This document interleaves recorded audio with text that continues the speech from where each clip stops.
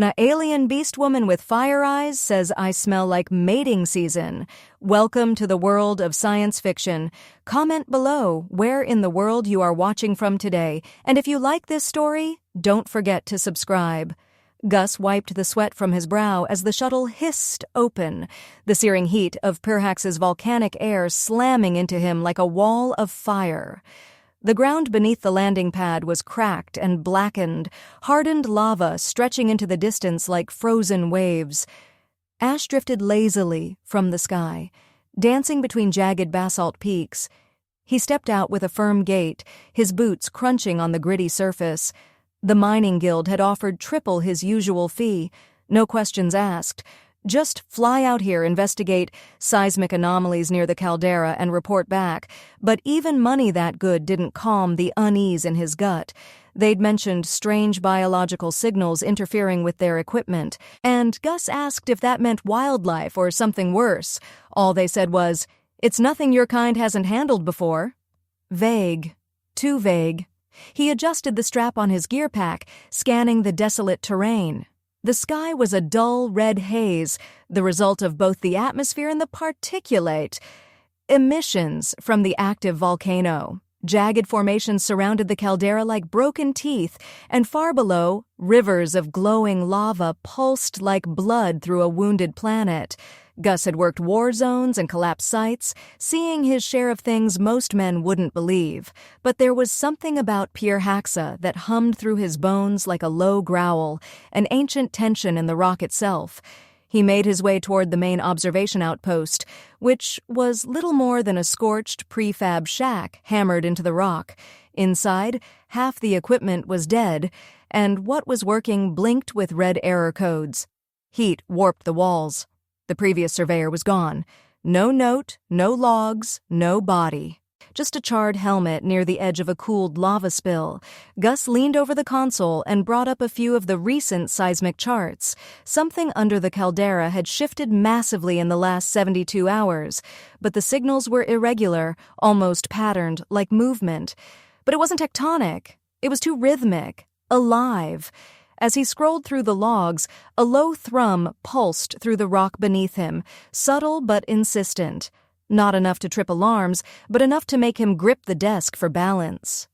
He sighed and snapped the visor back over his eyes, loading up the thermal scan on his HUD.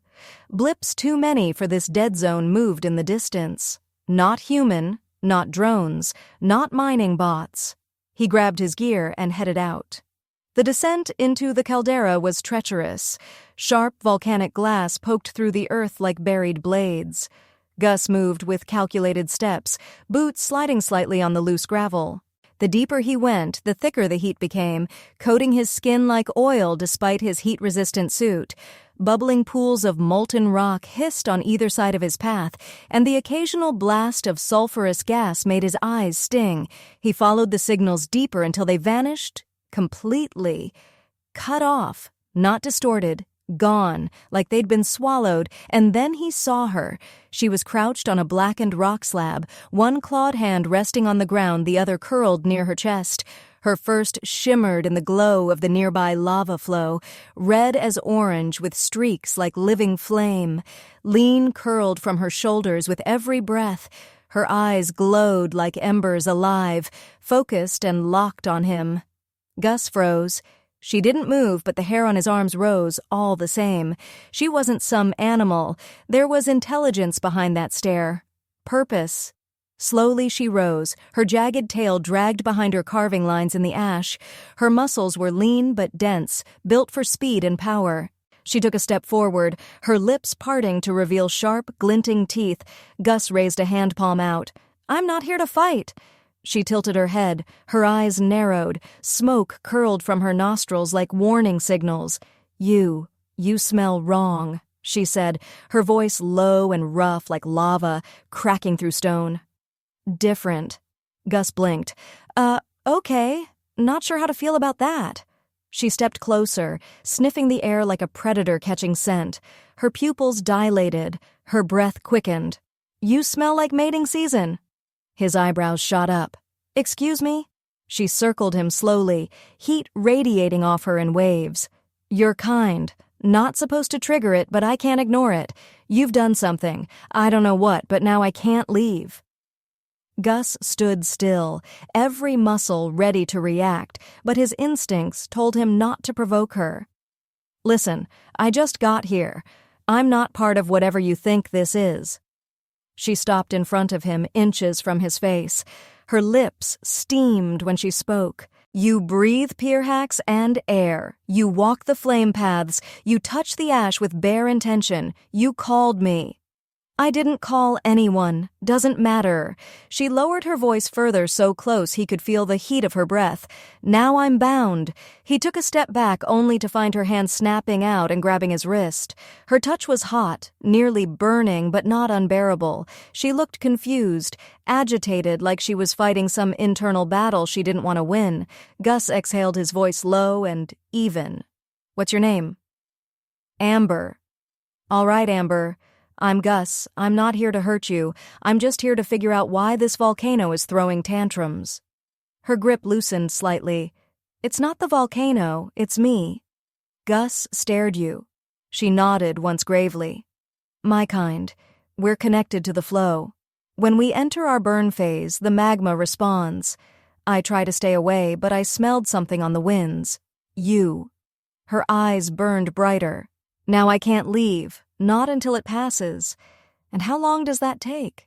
She smirked almost regretfully. Weeks, months. Depends on how close I stay to the source. And you think I'm the source. She nodded again, her tail flicked. You smell like fire. You smell like the season. I don't like it, but I can't walk away. Gus sighed and looked up toward the ridge. No way out. Without going past her. No backup. No comms. Just him, a volcanic death trap and a glowing beastwoman claiming his scent was doing. Whatever this was, he didn't know what was happening. But he knew one thing. He wasn't getting off this rock alone, and she wasn't going to let him leave. Gus didn't move, not because he was paralyzed by fear, but because every calculation in his head told him that reacting poorly would just make this situation worse. Her body was tense like a coiled spring, her ember-lit eyes flicking with something between hunger and confusion. Her tail lashed the ash-covered ground beside him, cracking tiny bursts of heat that shimmered in the air. The moment she'd said she was in a burned phase, something clicked in his memory, a report from a fringe xenobiologist buried in a classified military archive. Pirhaxians had an evolutionary trigger tied to geothermal cycles and chemical scent markers. When exposed to the right stimuli, especially from off-worlders, they entered a hyper-reproductive state that wasn't just physical. It tied their biology to the planet's magma pulses. In simple terms, she wasn't exaggerating, and if he really had set it off just by existing here, then she was dangerous, lethally, so if provoked, but not out of malice. It was instinctual. That meant if he wanted to stay alive, he had to understand her, not fight her. She finally released his wrist, the heat imprint of her grip lingering on his skin. She took a step back, breathing hard, her shoulders rolling with pent-up energy. Steam drifted from her back in slow waves. Gus didn't back away. He kept his voice steady and calm, leaning into the version of himself that had defused bombers in war zones and negotiated with feral smugglers in back-alley moonports. So what happens if you try to walk away? He asked. You burn out. You lose control. Amber nodded, her gaze flicking toward the lava pools in the distance. I flare. I trigger eruptions. I rage. It hurts everything near me, including me. It happened once before. I lost kin. I won't risk it again. Gus took that in. She wasn't trying to be possessive. She was trying not to become a threat. That meant she needed to stay close, but not to trap him. It was to keep herself stable. The heat she gave off, the way the magma responded to her presence, the tremors. This wasn't coincidence. The mining guild must have known. That's why they'd sent him with no real intel and told him to just observe. They wanted to see if an off-roader could trigger this effect, and now they had their proof. He was part of some experiment, and she was the one stuck suffering for it.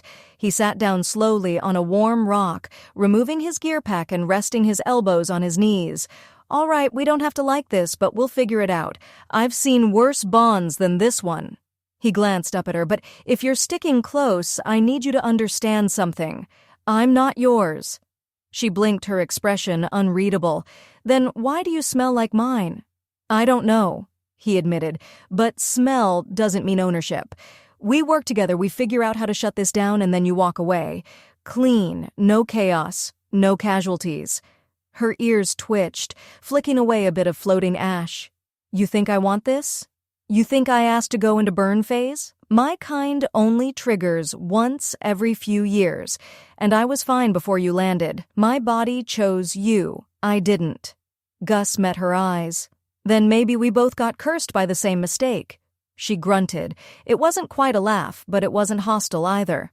She crouched down beside him, her skin nearly glowing from internal heat. "You're strange for a human. I get that a lot." He tilted her head. "You're not afraid." "I am. I'm just used to hiding it better than most." They sat in silence for a moment, the crackle of molten stone bubbling in the background. The smell of scorched minerals hung thick in the air. Gus could feel his clothes sticking to him from sweat and heat. He glanced down at his sensors. Readings were still off the charts. Every time she breathed, the geothermal energy in the area pulsed slightly, like her presence harmonized with the volcano's rhythm. That explained the seismic anomalies. It wasn't geological, it was biological. Amber shifted again, her fingers twitching against the stone. "You can't leave the caldera," she said flatly. "Not while I'm like this. If you cross the boundary, I'll follow. The further I chase, the hotter I burn. That heat won't just kill you. It'll trigger eruptions for kilometers." "So we're stuck here," Gus muttered, pinching the bridge of his nose. "Fantastic." "I have a shelter," she said. "Hidden, safe, cooled by underground vents. You'll live longer there than out here." "Appreciate the optimism," he said dryly. "Lead the way." Amber stood fluidly and began walking across the ashen slope. Gus grabbed his gear and followed, eyes on the ground but thoughts running wild. If this was her burn phase just beginning, what would it look like at full intensity? And what would the mining guild do when they realized he wasn't responding? He'd been off-grid for too long already. They'd probably send in a team, and if they came armed and stupid, Amber's instincts would kick in. And they'd all burn. No, he had to figure out a way to suppress her condition or end it early. That meant studying her biology, her connection to the magma flows, and maybe somehow revering what had been triggered. The entrance to her shelter was a narrow gap between two stone ridges, barely noticeable unless you knew it was there. She slipped inside easily, and Gus ducked behind her. The interior was surprisingly large, carved into the side of a cooled lava tunnel. A glowing moss clung to the walls, illuminating the chamber in soft orange light. Some rose from vents in the floor, but the air was breathable, barely. Amber moved to a corner and lay on her side, muscles still taut. Gus dropped his gear, set up a portable scan beacon, and activated a weak perimeter alarm. He wasn't expecting trouble yet, but he had learned long ago that comfort led to complacency. He pulled out a ration bar and chewed slowly, watching her from across the room. "Will this get worse?" he asked quietly. She didn't answer immediately.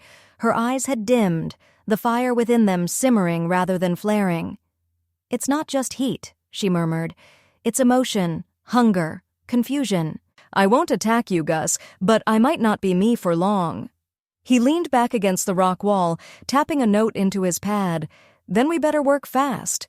None of them spoke for the next hour, but in the flickering, steam-lit glow of that volcanic cavern, with the planet's heartbeat thudding beneath them, Gus knew this wasn't a mission anymore. It was survival, and survival meant keeping her from going nova with him caught in the blast radius.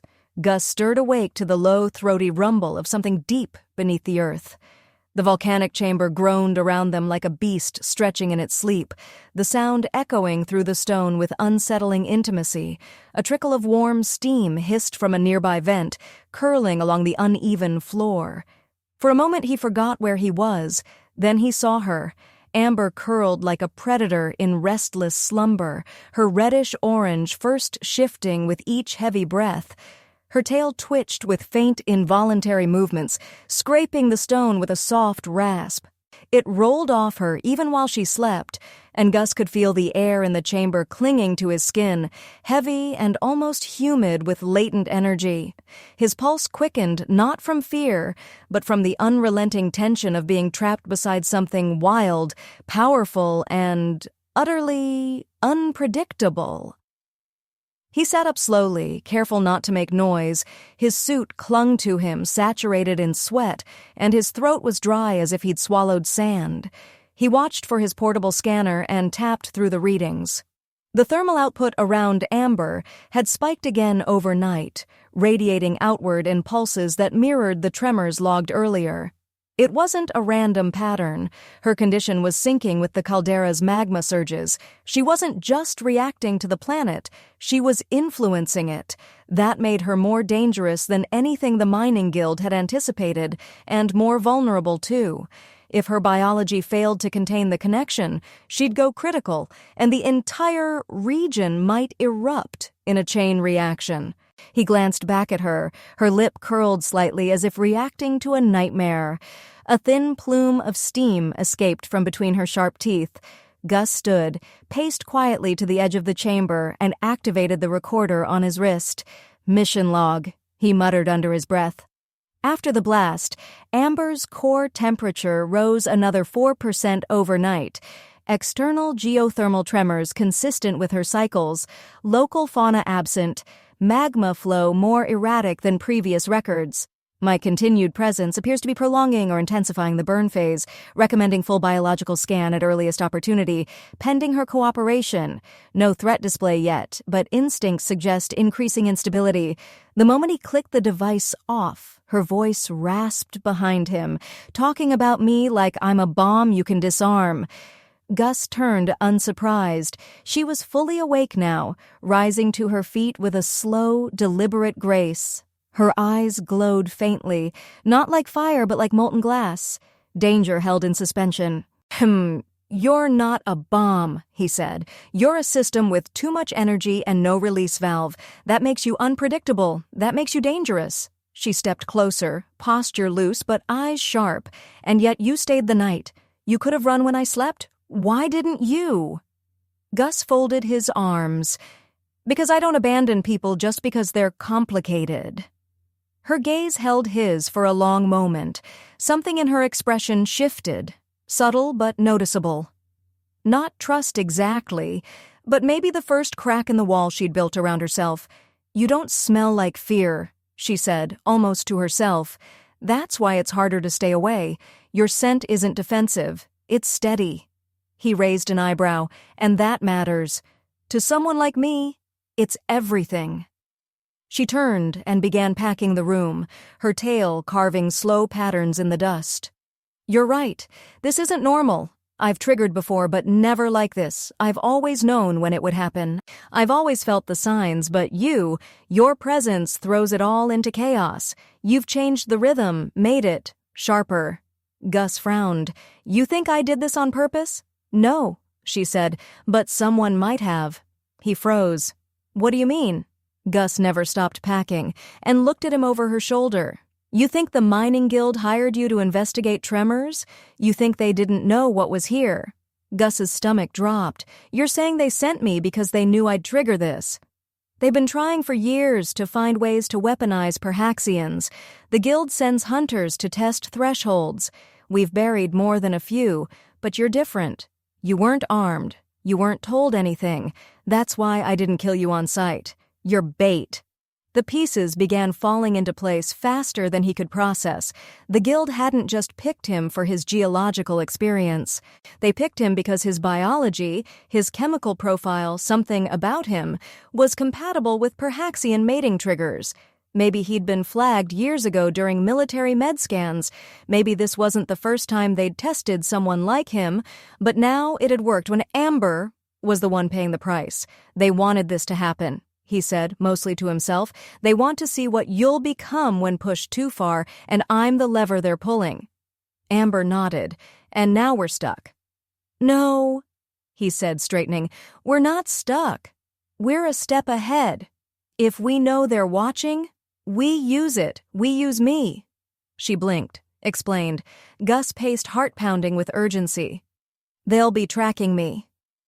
Biometrics, motion, maybe even audio. I've got a communications device still linked to a long-range buoy. They'll expect routine check-ins. I give them one, I feed them false data, make it look like you're deteriorating. Unstable. That buys us time. Amber narrowed her eyes. You'd lie for me. I'd lie to survive, he said. But yeah, I'd lie for you too.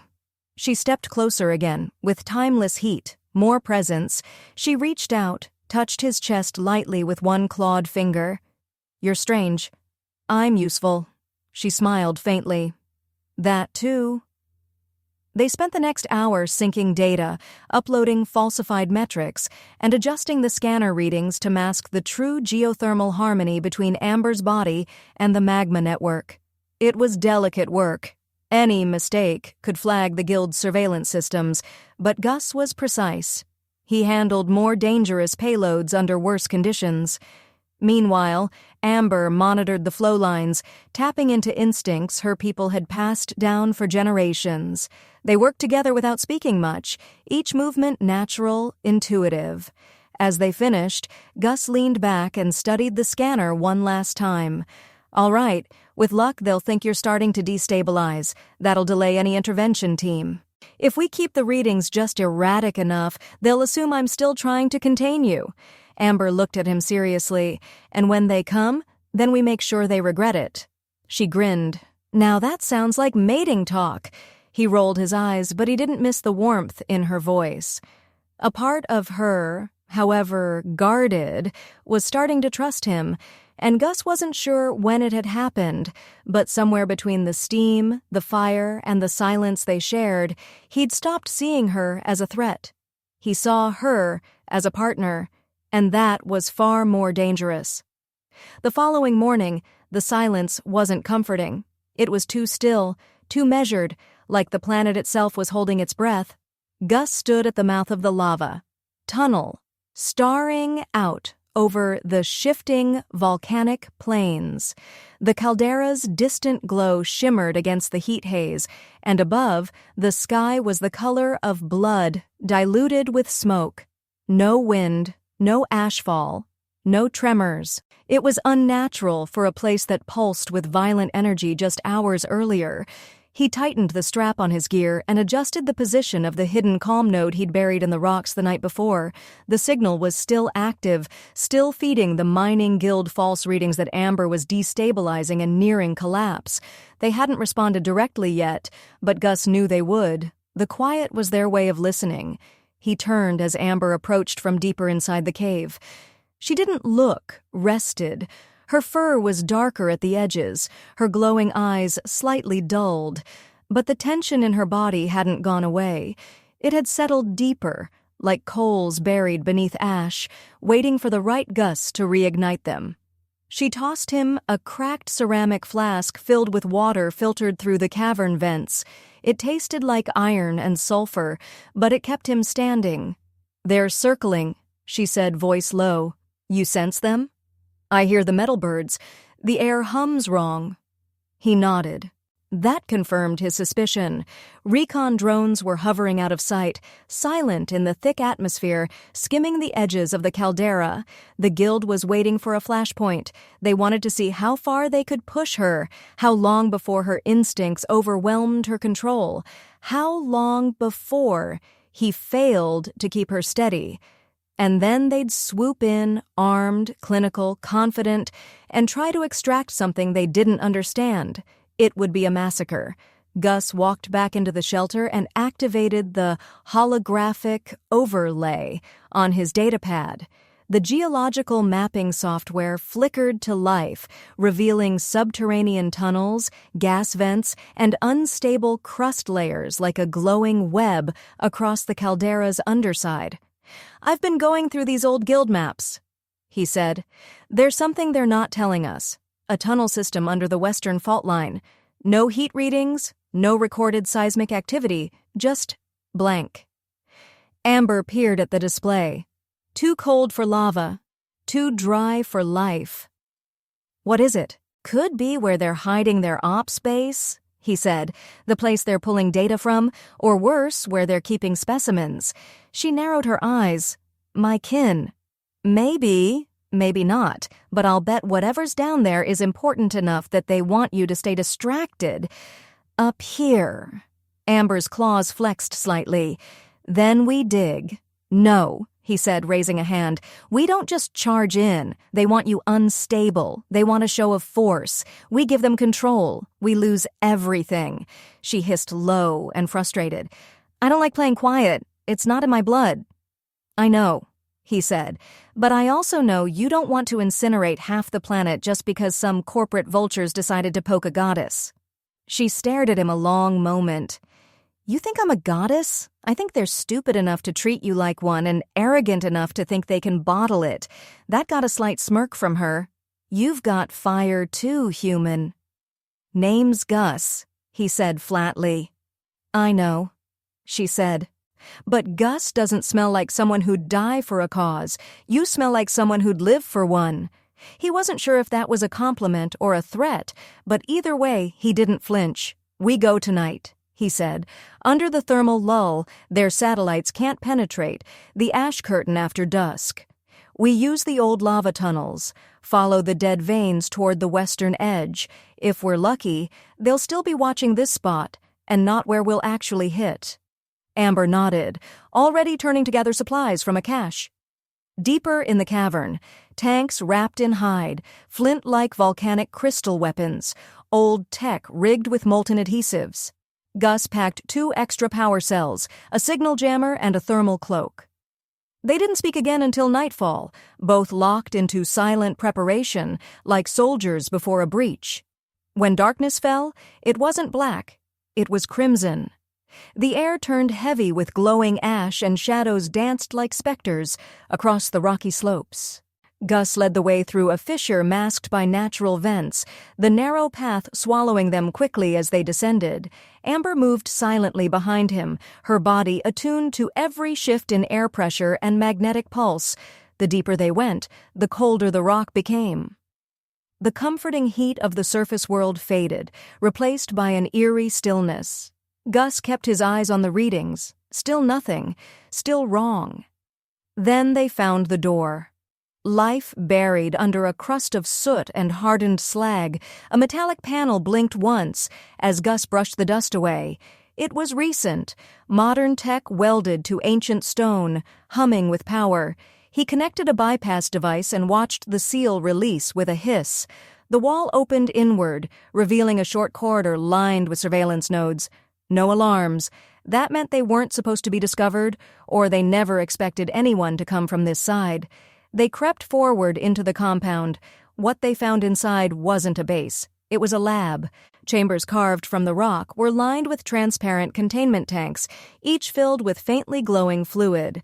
Inside floated what looked like hybrids, half-finished mutations between Pirhaxian forms and human DNA, for where there shouldn't be. Bones twisted into unnatural angles, eyes that opened underwater and tracked their movement. Amber stiffened beside him, her fists clenched. "This is wrong," she whispered. Gus couldn't breathe. "They're splicing you, trying to make something obedient," she said. "Fire without spirit." Gus moved to the central console, hacking into the mainframe with a flick of his wrist module. The logs were horrific. Dozens of failures, terminated specimens, notes on compatibility thresholds. His name was in the database, tagged as a prime catalyst. They had studied him for months before selecting him. The mission wasn't a test, it was a trigger. "I was bait," he said hollowly. "They planned everything." Amber touched the side of one of the tanks gently. The creature inside twitched, not fully formed, but not unconscious either. Her eyes burned with restrained fury. "Then we give them a real fire. We turn to her. We destroy this. All of it, but we do it smart. Controlled collapse, data wiped, proof copied, then we go public. You want to expose the guild. I want them to regret thinking either of us were tools." She nodded slowly. then light the fuse. Gus, I'll make sure they feel the heat. The moments before destruction always felt calm, as if the universe offered one last breath before the fall. Amber stood in front of the central server core, fingers poised over the command sequence that would initiate the overload. The lab buzzed with low hums from the containment tanks, each one glowing faintly with its abominations. Evidence of the mining guild's grotesque attempts at playing God. He could feel Amber behind him, silent and seething, her presence like a furnace at his back. Her eyes scanned every shadow, every curve of the room, as if burning the memory into her bones. She hadn't spoken since seeing the specimens, but the rage in her was unmistakable, simmering like magma under a cooling crust. He keyed in the last override and pulled a secure drive from the console, tucking it into a protected pocket on his vest. That data would be enough to bury the guild, assuming they made it out alive. "Thermal sync is primed," he muttered, checking the feedback display. "Once we leave the blast radius, we trigger it remotely. The lab goes down with no evidence left behind but the truth we carry." Amber's voice when it came was low and rough. "Burn it all." He nodded and pulled away from the console. They moved quickly, retracing their path through the stone corridors, silent save for the click of their boots and the faint hiss of Amber's breath. The flickering light from her body cast shadows against the walls, dancing like spirits in retreat. It wasn't until they reached the upper mouth of the tunnel again, back within sight of the caldera's faint glow, that either of them spoke. "They'll come when the explosion hits," Gus said, "and they won't come quiet." "I won't be quiet either," Amber said, flexing her claws. "Let them try." They scaled the final slope and emerged back into the open night. The air was thicker now, the sky tinged darker with oncoming storm. Gus pulled the detonator from his belt, thumb hovering over the ignition. "Once I press this, there's no going back." Amber didn't even hesitate. "Do it." He squeezed the trigger. A deep, resonant pulse rolled through the earth beneath their feet, a distant thunder rumbling up from the tunnels they just fled. A second later, the ground jumped, and a plume of red-hot ash burst into the air where the lab had once been. The plume gouted briefly from the cracks before collapsing into itself, the ancient stones swallowing the evidence of cruelty. The entire slope glowed like a furnace, and from it a smoke signal rose, not one of distress but of defiance. Gus lowered the detonator and looked toward the dark horizon. "Now we wait," but there wasn't much time to wait. Moments later, a low whine echoed across the caldera, followed by the sudden sweep of searchlights cutting through the ashfall. Guild dropships, sleek, armored, and heavily armed, were descending toward them in a slow, deliberate arc. Gus could already hear the buzz of drones dispersing, their mechanical wings slicing the air. He and Amber stepped back into the stone, using a natural ridge to mask their position. "They're not here to negotiate," he said. "They're here for me," she replied, eyes locked on the ships. "Or for the thing they want me to become." Gus gritted his teeth. "Then we make damn sure they walk into a furnace." Amber crouched, claws digging into the volcanic rock. "You'll stay behind me." "No," Gus said. We fight together." She stared at him. "Unreadable. You'd die for this." "I'd rather live through it," he said, loading the pulse rifle from his pack. "But if it comes down to it, I'd rather burn beside you than run away." Something flickered in her eyes then. Not heat, not fury, but something softer, something she tried to bury. She didn't reply. She just turned to face the encroaching threat, and with a snarl, launched herself across the slope. Gus moved with her, flanking toward the eastern edge, where the drones would likely sweep first. She crouched behind a slab of volcanic glass and waited until he saw the shimmer of the first aerial scout, then fired a short burst that shattered its core in midair. The drone fell like a broken star, crashing against the ash-covered slope. Amber crashed into the second wave like a comet, her body ignited with every motion, strikes bursting with raw heat. She ripped through the first group of mercs with claws that tore through armor like paper. Her screams were lost beneath the roar of her fury. Fire licked her arms, steam bled from her lips, and the ash around her turned to glass where she passed. Gus provided cover fire, picking off attackers from the ridges, forcing them into Amber's path. For every enemy that fell to his rifle, another was reduced to slag by her touch. She moved like an elemental, not a woman, her movements wild but not uncontrolled. Every strike was precise, fueled by instinct, sharpened through pain. The guild underestimated her. They thought she was a subject. They forgot she was a storm. As the final wave fell back, retreating toward their landing ships, Gus scrambled across the blackened field to where Amber stood, panting and flickering like a dying star. Her body steamed, her fur matted with soot and blood that wasn't hers. He reached for her, not to restrain or command, but to steady. "We need to leave," he said. They'll regroup." She looked at him, her eyes glassy with exhaustion but still burning at the edges. "You didn't run. I told you I wouldn't. They'll keep coming. Then we make it somewhere they can't follow." She nodded barely. "There's a place." Gus didn't ask. He just helped her walk, arms slung around her back, her heat seeping into him like a brand. They slipped away into the night, the caldera burning behind them, the guild retreating for now but wounded. In that moment, neither of them knew what would come next, but they knew what they'd already done. They'd burned the lies. And from those ashes, something new was beginning to rise. The path Amber led him through was narrow and choked with sulfur mist, the kind that clung to your skin and made each breath feel like swallowing hot steel. The volcanic ridge around them crackled with faint tremors, as if the planet itself remembered the violence they had just unleashed. Gus kept his arm around her waist, steadying her weight without making her feel like dead weight. She was, even exhausted and scorched. She radiated a quiet fury, barely restrained, as if her bones were still vibrating with the heat of battle. Every few steps she'd stumble, and though she never asked for help, she didn't shove him away either. That small concession told him everything. She was burning from the inside, pushing herself past what her body could sustain. She didn't say it, but he could see it in the tightness of her jaw, the strain in her voice, the heat rising off her in uneven waves. The burn phase wasn't just reaching its peak, it was tearing at her, trying to drag her under. They emerged into a sheltered basin, carved into the side of the mountain. A natural crater partially collapsed and cooled.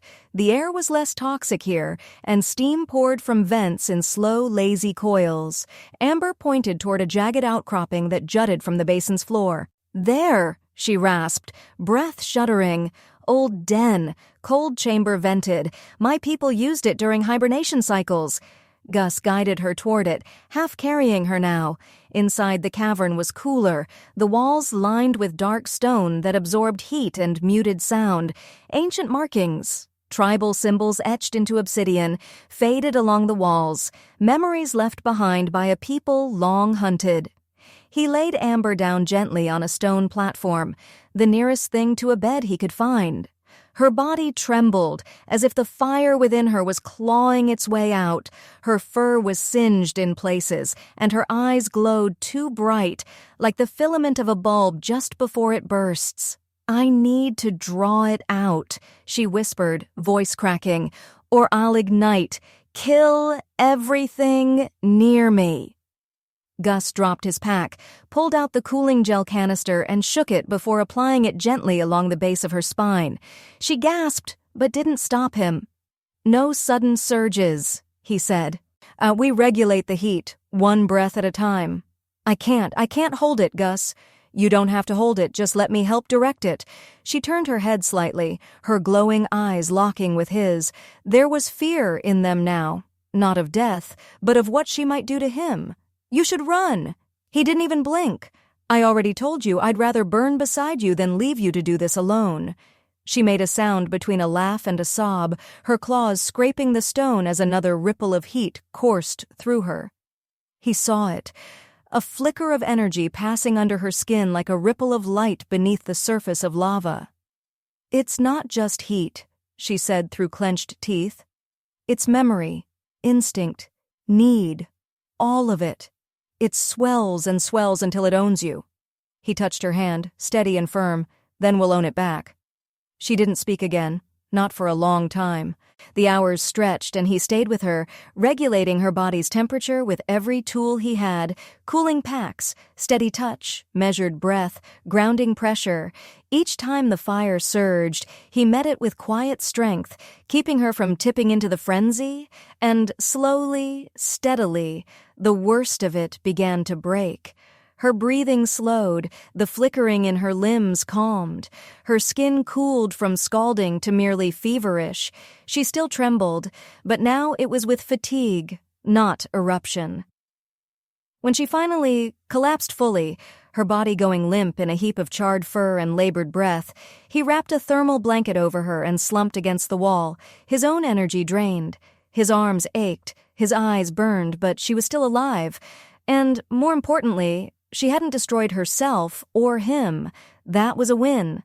As she slept, Gus activated his encrypted comm line, using a bounce signal to reach an old contact in deep orbit. Commander Eris, a former ally from his military days, answered, her holographic projection flickering above the pad.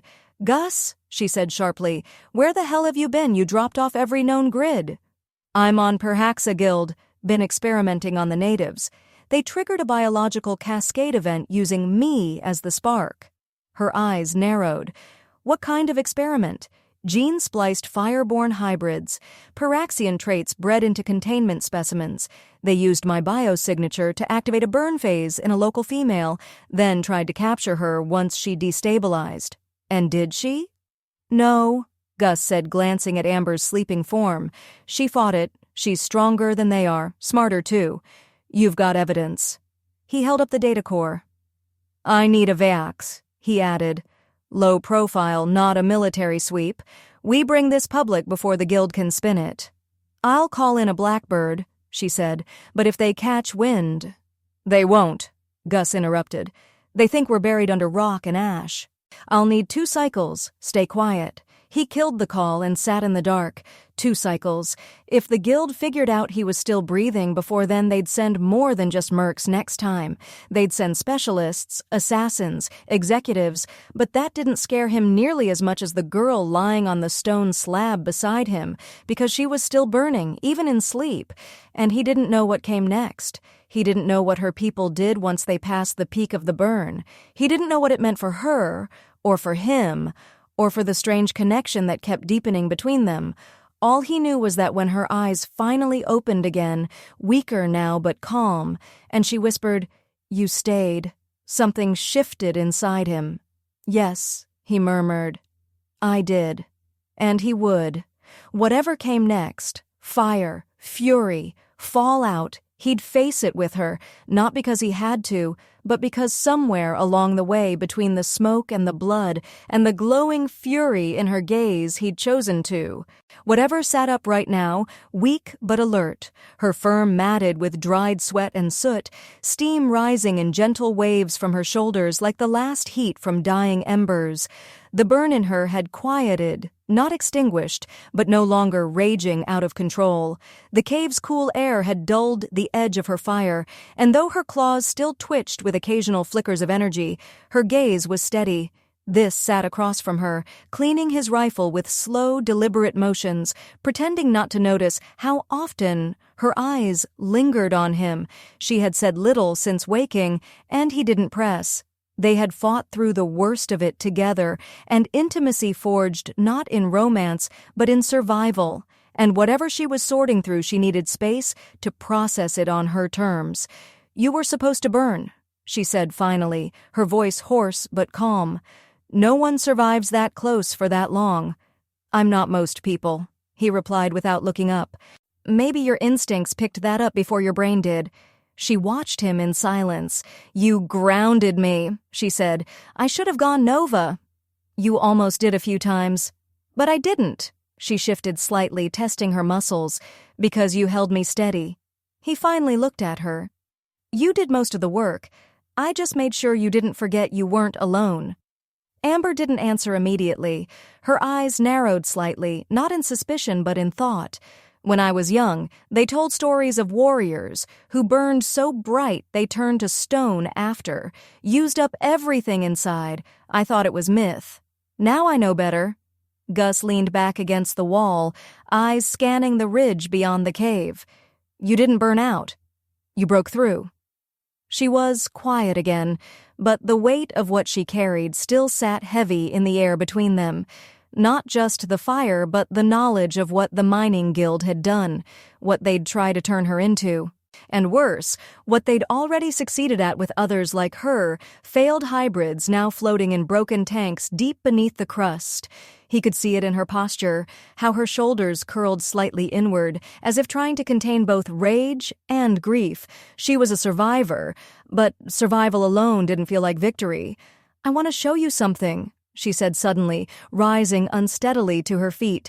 Gus was up in an instant, ready to catch her if she fell, but she waved him off. "I'm all right. Just come." He followed her out of the cave, down a narrow fissure that opened into a cavern unlike anything he'd seen on Pirhax so far. It wasn't boiling or barren. It was alive. Bioluminescent moss clung to the walls, casting soft blues and purples over the black stone. Pools of clear water bubbled gently at their feet, and vines like molten copper hung from the ceiling, swaying as if touched by wind that didn't exist. "This was sacred ground once," Amber said, her voice hushed, not from reverence but from sorrow. "My people came here to rest between burn cycles, to remember who we were. Now it's abandoned." Gus crouched by one of the pools and dipped his fingers into the water. Cool, clean. Why they stopped coming. She didn't look at him. The last time they did, the guild followed, bombed the entry vents, claimed it was a volcanic collapse. "My sister died here." Her voice didn't crack. It was solid, raw in its honesty. After that, no one returned. Until now. Gus stood and faced her, watching the way her eyes glowed softly in the cavern's ambient light. "You brought me here because I needed to remember what we lost and because I needed to decide if I still had a reason to fight beyond just anger." She turned to face him fully. "Then I looked at you." That caught him off guard. He didn't move, didn't speak, just waited. "I don't understand it," she said. "You're not of my world, you don't carry our fire. But you didn't flinch, not once. You saw me at my worst and stayed anyway. You were never the enemy, Amber. But I could have been, I almost was. You saw that too." He nodded, and still I stayed. She took a step closer. "Why? Because someone had to. Because they used you. And because—" He hesitated, then met her eyes with unwavering focus. "Somewhere along the way, you stopped being just a mission." The silence that followed wasn't heavy. It was charged. Amber's eyes narrowed slightly, not in challenge, but in comprehension. "You feel it too," she said. He didn't deny it. "Yeah, then don't say it yet," she said quietly. "Not until we're free of all this." He nodded, understanding exactly what she meant. The bond they were forming, whatever it was, whatever it might become, was real. But it wasn't born of peace. It was forged in fire, and until they escaped the smoke, it couldn't breathe properly. Not yet. A faint chime from Gus's communicator pulled them both back to reality. He tapped the interface and saw Eris's code flash across the screen. "Evac en route," he said. "Blackbird inbound, stealth cloaked. They'll touch down at grid point Delta 7 in 2 hours. That's near the Obsidian Ridge," Amber said. "Exposed. They have to land there to avoid triggering the guild satellites. We'll need to cross the Ash Valley." She nodded. "We'll make it." They returned to the cave, packed what little they had, and began the long trek down the mountainside as the sky darkened again, not with nightfall, but with rising ash. The guild wouldn't stay scattered for long. When they realized their lab was gone and the signal from Gus's beacon had gone dark, they would sweep every corner of the caldera. But Amber was past the worst of her burn now, and Gus knew, beyond any scientific measure, that her strength wasn't just returning, it was transforming. She wasn't what they thought she was. She wasn't theirs to break or bend, and as they made their way toward the pickup zone, her hand brushed against his for a moment. Not an accident, not in weakness, but as a choice. He didn't say anything. He just held it back. Ash fell in slow, deliberate sheets across the barren plain, soft as snow, but reeking of sulfur and scorched stone. Each step Gus took sent up small puffs of soot, coating his boots in a fine layer of gray. The obsidian ridge loomed in the distance like a jagged scar. The pickup site just beyond it, cloaked in a thermal dead zone too cold and uneven for the mining guild satellites to pierce. It was the last stretch, the final crossing before freedom, but it didn't feel like relief. It felt like bait. He scanned the sky again, his visor filtering the thick haze for movement, but there was nothing visible yet. Still, every part of him stayed tense. It was too quiet. The silence wasn't peace. It was a held breath. Amber walked beside him, her body now under control but radiating tension. Her eyes flicked constantly, tracking the same sky he did, her instincts twitching with the same unease. She hadn't spoken much since they began the descent. Maybe she was saving her strength, or maybe she already knew what Gus suspected, that the guild wasn't going to let them go without a final play. They were too close, too exposed, too valuable. They'll be waiting, she said at last, breaking the silence. Her voice was calm, but it carried the sharp weight of certainty. Yeah, Gus replied, not bothering to deny it. The guild's not stupid. They knew the lab was compromised before the detonation even cleared. They've had time to prepare. Amber's fingers flexed, small coils of heat gathering in her palms, then let them come. I'm not caged anymore. He glanced at her. You don't have to go full burn again. I don't plan to, she said, her tone grim. I want them to see what I am with clear eyes. I want them to know exactly what they failed to tame. The ridge drew closer, the sharp glassy surface catching the dull red light of the sky and fractured reflections.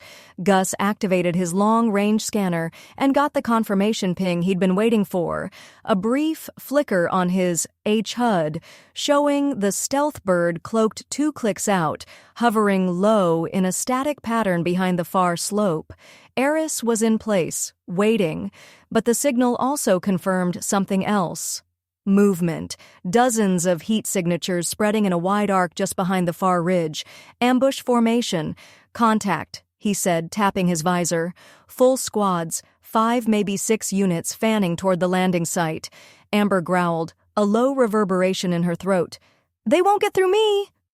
Gus shook his head. We need to do this smart. Split them. Misdirection. We're not tanks. We're ghosts. That ship touches down in 20 minutes and it won't stay more than 5.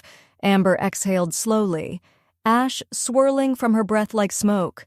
What do you need? He pointed to a collapsed stone structure halfway up the ridge. You go loud from there, hit them hard and draw attention. Make them think you're trying to breach their flank. And you, I circle wide, cut through the low pass and hit the jammers.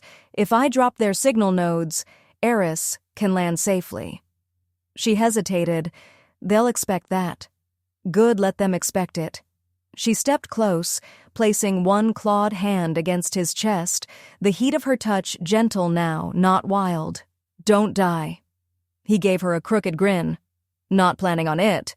Then she ran. Not away, but into the storm. Her form became a blur against the ash, flames licking from her shoulders as she surged up the slope, leaping between jagged rocks like a comet made flesh. The moment she crested the halfway mark, she let out a war cry that split the air like thunder, and fire erupted from her palms in arcs that lit up the sky. Gunfire responded almost immediately, rapid bursts of plasma and auto turrets opening up in her direction. Gus dropped low and moved through the chaos, hugging the terrain, staying in the shadows of the land itself. He could hear the blasts echoing behind him, feel the shock waves of Amber's fury shaking the stone beneath his feet. She was giving them a spectacle, and they were falling for it. He reached the outer signal array, a cluster of low-profile jammers disguised as debris. He planted EMP charges with swift, practiced movements, one on each node, then triggered them simultaneously. A wave of static shimmered through the air, and the faint hum of interference died instantly. The path was clear. "Eris," he whispered into his comm. "Window open now." "Confirmed," came the reply, inbound. The Blackbird shimmered into visibility as it broke cloak, engines whispering rather than roaring as it skimmed over the ridge. But even before it touched down, the ambush adapted. Gus saw guild troops shifting formation, pulling away from Amber's assault and redirecting towards the landing site. Too many, too fast. He moved to intercept. He came up behind the nearest squad, his rifle kicking as he dropped the rear two and swept across the line. They turned in panic, but Amber's fire struck them from above a second later, catching half the squad in a sheet of molten heat. Gus felt the temperature spike, even from meters away. The enemy's cries didn't last long. Together, they pushed forward, forcing a hole through the advancing lines. Gus took hits, grazes along his arm and leg, but he kept moving, dragging a stunned merc out of cover and slamming him into the rock before firing again. Amber moved with precision, no longer wild but controlled, a force of nature that bent itself to the moment. She wasn't losing herself to the burn, she was using it. They reached the ship's ramp just as the final wave closed in. Gus's voice crackled through the comms. "You've got 60 seconds before we're gone." Gus grabbed Amber's arm. Time to go. But Amber didn't move. Her eyes were locked on the remaining guild forces charging up the ridge. "They'll just come again," she said. "They'll follow. They'll never stop." "Then we end it here," he said, pulling the data drive from his chest rig. "We leak the truth. Every detail, every body, every failure. The whole galaxy's going to see what they did." Amber looked at him, fire burning behind her eyes. Not rage, but belief. She nodded once, then stepped aboard the ship. Gus followed, collapsing into one of the passenger restraints as the ramp sealed shut and the ship lifted off. He watched through the rear viewport as the ash storm swallowed the landing zone behind them. Upon there, the guild had lost their lab, their weapon, and their control. And they didn't even know yet that the war wasn't over. It was just about to begin. Beside him, Amber exhaled slowly, her hand finding his. He didn't say anything. He just held it tightly and watched the fire recede behind them. The Blackbird's engines whispered through the upper atmosphere, breaking free from Pirhax's gravity well as the ash-streaked sky faded into the cold quiet of orbit.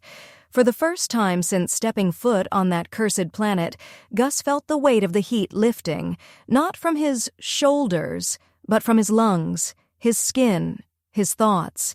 Pirhaxa wasn't just a place, it had seeped into him, into every breath and choice, every instinct that had sharpened against its merciless terrain. Now miles above it, he could still feel it coiled tight inside him, not as fear but as something deeper, a tether. A bond. Amber sat across from him in the drop bay, legs spread in hands resting loosely over her thighs, the heat that used to shimmer off her now reduced to a faint radiance, pulsing beneath her skin. She hadn't said a word since takeoff, but he could tell she was processing, letting the fire cool in stages, like a forge that had finally been allowed to breathe. Ira stood nearby, arms crossed and posture stiff, her eyes bouncing between the two of them and the datapad clutched in Gus's gloved hand. The drive, everything they'd endured, everything they'd risked, was encoded in the drive's black casing, video logs, genetic blueprints, evidence of illegal splicing and forced burn cycles, timestamps, logs, test footage, thermal scans, even audio from the Guild's own operatives. A case that couldn't be buried. Not anymore. But just because it existed didn't mean the galaxy would listen. Gus knew better. Powerful people didn't fear truth. They feared what it might cost when the right hands got hold of it, and Eris, despite the streaks of gray in her hair and the metals hidden beneath her civilian jacket, was one of the few people who might still know how to tip the scale. "You're sure it's complete?" she asked, finally. Gus nodded. I pulled it before I triggered the overload, primary and backup systems. We got it all. And the DNA markers, if they trace back to any known human donors, the Guild's going to have a mess on their hands. Eris's expression didn't change. A mess is only useful if someone's willing to clean it up. Gus leaned forward. I don't care about political points or leverage. I want exposure. I want this broadcast across every colony net from the central core to the outer dust. I want people to see the tanks, the bodies, the science they pretended was impossible. And if that makes you a target, I've already got a target on my back. So does she. He looked at Amber, and her gaze met his without flinching. We made our choice. Eris stared at them both for a long moment, then nodded slowly. I've got an encrypted drop node in orbit over Sonali's 3. From there, I can push it through 6 different rebel Netchins. After that, it's out of our hands. Good, Gus said. Amber finally spoke, her voice low but sure. They called us unstable, said we were too wild to trust, but it wasn't us who broke the rules, it was them. Eris's eyes flicked to her. You're going to be a symbol, you know, whether you like it or not. Amber leaned forward, fire glinting behind her eyes. Let them try to simplify me. I'd love to disappoint them. The silence that followed carried weight, not tension, but gravity. Gus leaned back, exhaling for the first time in what felt like days. The ship's quiet hum thrummed beneath them, and he closed his eyes for a moment, letting the noise fade. But peace didn't come easily. He could already feel the next battle forming. Public backlash, legal red tape, the Guild sending private assassins under new corporate names.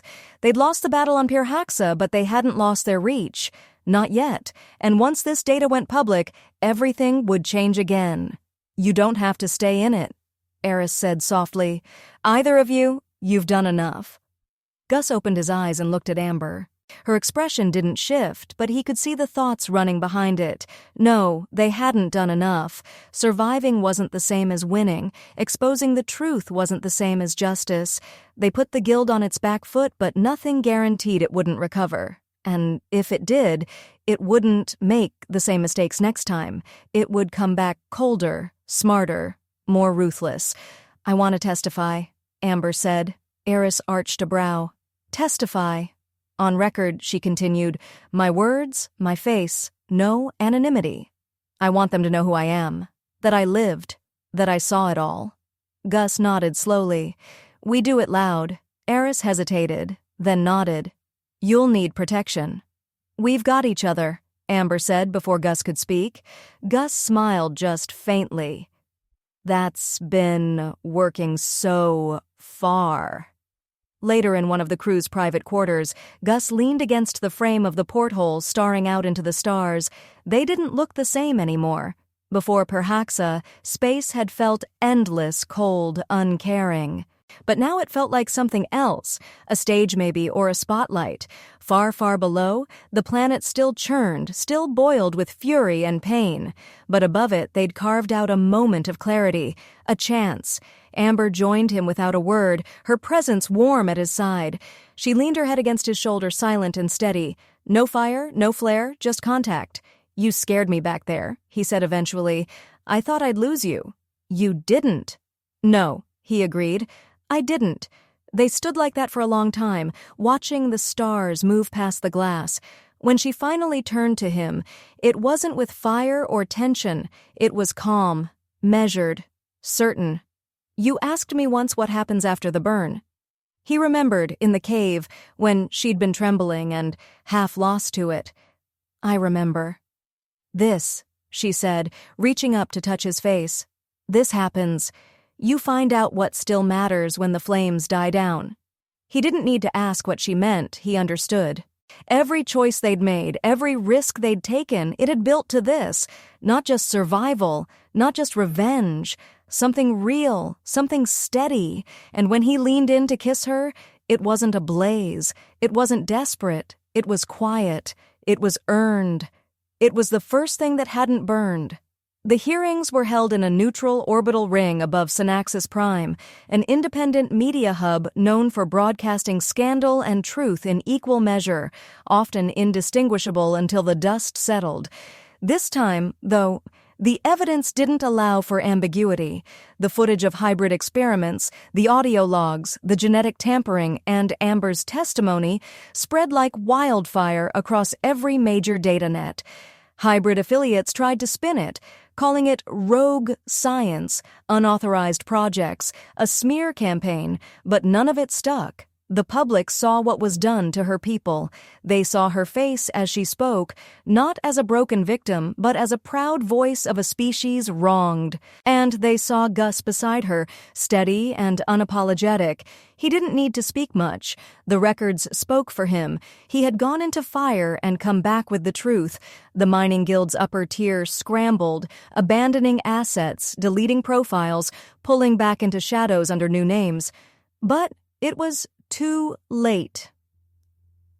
By the end of the second cycle, 4 ranking directors were under planetary house arrest, 5 labs across the sector were raided, and formal recognition was granted to the Pirhaxian race by 3 major interstellar alliances.